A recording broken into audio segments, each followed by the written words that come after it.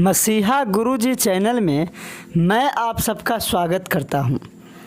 आज मैं 12वीं कक्षा के दूसरा पाठ 12वीं कक्षा के हिंदी के दूसरा पाठ उसने कहा था कि व्याख्या कर रहा हूं। उसने कहा था गद्य की विद्या में कहानी है और इसका लेखक पंडित चंद्रधर शर्मा गुलेरी जी है। पहले लेखक के परिचय दे देता हूं।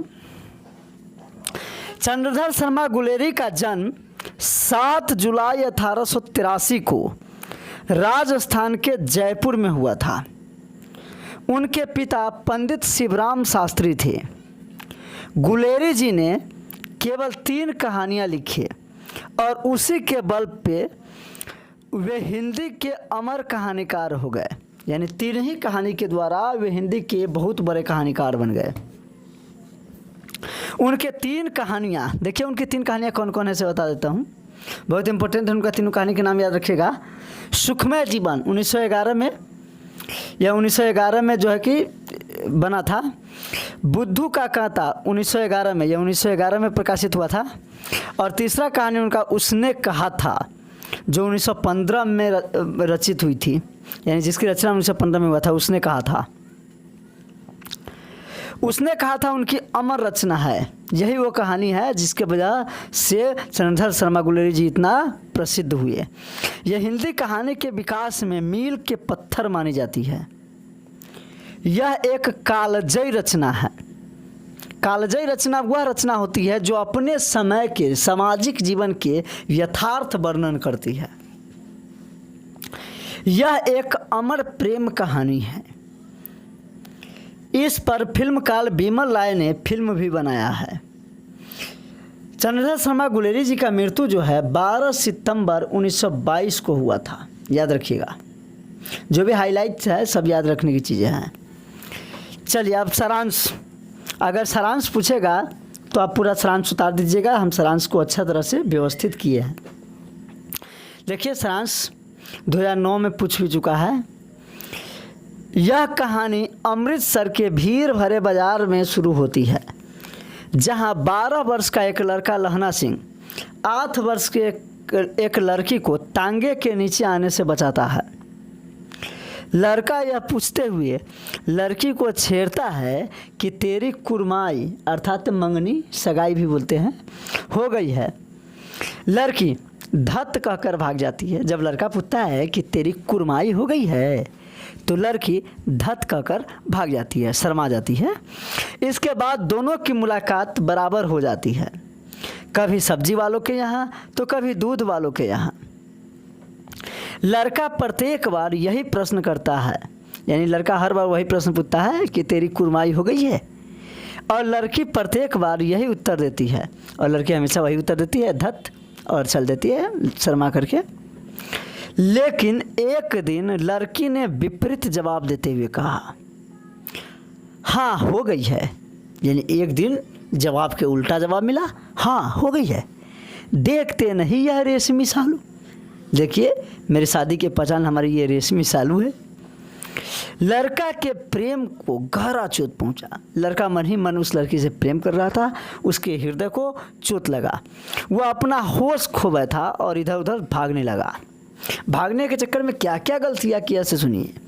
एक लड़का को मोरी में गिरा दिया, छाबरी वाला के छाबरी गिरा दिया, एक कुत्ता को पत्थर से मारा, गोभी वाला के थैला में दूध उड़ेल दिया, किसी वैष्णवी को टक्कर मारकर अंधा की उपाधि पाया। यानी कोई पूजा करके लौट रही थी महिला, उसको टक्कर मार दिया तो महिला ने उससे कहा कि अंधा हो गया क्या, यानी इस ढंग की उपाधि हुआ पाया।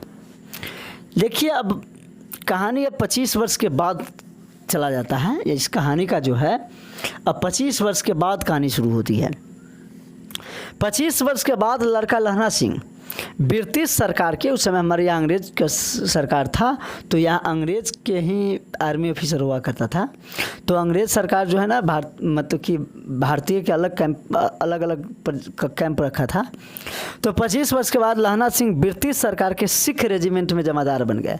यानी अंग्रेज सरकार को जो सिख रेजिमेंट था उसमें सिर्फ सिख लोग रहते थे, उसमें ये जमादार बन गए। और लड़की की शादी उसी रेजिमेंट के सूबेदार हजारा सिंह से हुआ, और लड़की की शादी भी उसी रेजिमेंट के सूबेदार हजारा सिंह से हुआ। इस प्रकार लड़की सूबेदारनी कहलाने लगी। सूबेदार से शादी हुई तो स्वाभाविक ही सूबेदारनी कहलाएगी। सूबेदारनी के इकलौता पुत्र बोधा सिंह भी उसी रेजिमेंट में भर्ती है। यानी सूबेदारनी के इकलौता बेटा जो था बोधा सिंह, वो भी उसी रेजिमेंट में। 25 साल बहुत बड़ा अंतर है। यानी इस अंतर में स्वाभाविक है कि उसका बेटा भी जवान हो गया होगा, वो भी फौज में भर्ती है। एक बार युद्ध पर जाने से पहले लहना सिंह सूबेदार हजारा सिंह के घर आते हैं। यानी युद्ध पर जाने से पहले जो है लहना सिंह जी सूबेदार हजारा सिंह जी के घर आते हैं। तो सूबेदारनी उसे पहचान लेती है। सूबेदारनी उसे पहचान लेती है, चूँकि पहले से मुलाकात था, तो जो लड़की जो है कि लड़का को पहचान लेती है। पहचान लेती है। वह कहती है 25 साल पहले तुमने मुझे घोड़ा से बचाया था। लहना सिंह को याद नहीं आता है, यह बात जो है लहना सिंह को याद नहीं रहता है। तो सूबेदार ने उसे कुरमाई वाली बात याद दिलाती है कुरमाई वाली बात। तो इसको फट से याद पड़ जाता है कि वो ये वही लड़की है जिसको हम बराबर से, जिसे हम बहुत प्रेम करते थे। इसके बाद सूबेदार ने लहना सिंह से कहती है कि आप युद्ध में मेरे पति और बेटे की भी रक्षा उसी तरह करना है, जैसे मुझे तांगे से बचाया था उसी तरह मेरे पति और बेटे को भी बचाना। इसके बाद वहाँ से सूबेदार हजारा सिंह और लहना सिंह चले जाते हैं। लाम पर जाना रहता है उन लोगों को, बुलावा आया रहता है इसलिए जाना रहता है। कैंप पर पहुँचने के बाद जर्मन से युद्ध होता है। लाम माने युद्ध होता है।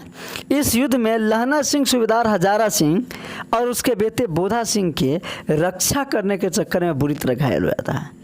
यानी इस युद्ध में जो है कि लहना सिंह का मेन ध्यान जो है सूबेदार हजारा सिंह और बेटा बोधा सिंह के और उसके बेटा बोधा सिंह की रक्षा करने में लग जाता है। वो उसके बचाने के चक्कर में स्वयं घायल हो जाता है, बुरी तरह घायल हो जाता है। युद्ध समाप्त होने पर दोनों को गाड़ी पर चढ़ाकर घर भेजते हैं। जब युद्ध समाप्त होता है तो घायल सिपाही को भेजने पर स्वयं नहीं जाते हैं, बल्कि उन दोनों को भेज देते हैं और यह कहते हैं कि सूबेदारनी से कहना उसने जो कहा था मैंने उसे पूरा कर दिया। और कहते हैं कि सूबेदारनी से कह दीजिएगा कि उसने जो कहा था उसे मैंने पूरा कर दिया। इसके बाद लहना सिंह अपने जख्मों के कारण मर जाता है। इसके बाद लहना सिंह मर जाता है, लेकिन अपनी प्रेमिका के वादा को पूरा करता है। तो देखिए कितना सच्चा प्रेम था। आजकल के प्रेमी जो है कि अगर किसी कारण से लड़की से शादी नहीं हो पाता है तो वह उसका दुश्मन बन जाता है, उसके पीछे पड़ जाता है, उसे जान से मारने पर भी जाता है। लेकिन यहाँ देखिए उसके मतलब कि उसे बचाने के चक्कर में, मतलब कि उसे बचाने के लिए, अपने प्रेमिका के पति को बचाने के लिए, उसके बेटे को बचाने के लिए स्वयं शहीद हो जाते हैं, लेकिन उसकी रक्षा करते हैं। सच्चा प्रेम यही है कि अपने जान देकर भी अपने प्रेम की रक्षा करना। ये नहीं कि शादी मतलब कि प्रेम का मतलब ये नहीं कि सिर्फ शादी, मतलब उसकी शादी किसी से भी हो, अगर सच्चा प्रेम करते हो तो मतलब कि सिर्फ मतलब कि उसकी आत्मा से प्रेम होती है, बल्कि शरीर से नहीं। और इस प्रकार जो है यह अमर प्रेम कहानी है और इसका व्याख्या तो हो गया और इसका प्रश्न उत्तर जो है हम अगले वीडियो में कराएंगे। जय हिंद, जय भारत।